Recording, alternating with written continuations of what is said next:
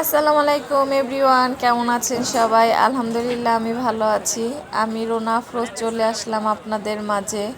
আজকে সকাল সকাল আমি চলে আসলাম বাজারে একটু সবজি কেনার জন্য, মাছ কেনার জন্য।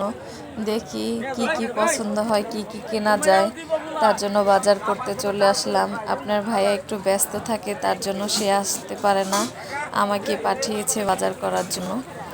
এইখানে সব ধরনের সবজি পাওয়া যায়, গ্রাম থেকে মানুষ সবজি নিয়ে আসে, শাক সবজি।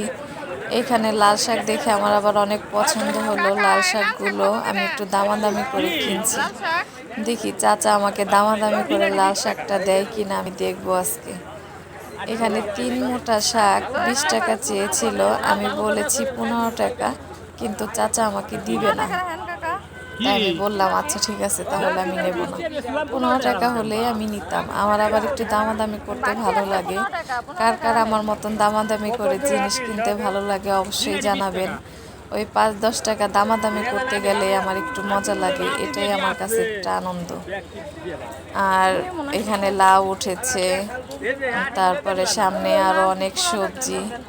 সবজির শেষ নেই, লাউ শাক সব ধরনের সবজি পাওয়া যায়। এখানে গুড়া মাছ উঠেছে। গুড়া মাছ খেতে তো অনেক ভালো লাগে, কিন্তু করতে গেলে অনেক কষ্ট। সবাই বেশি করে আমাকে সাপোর্ট করবেন, আমার পাশে থাকবেন। আল্লাহ হাফেজ।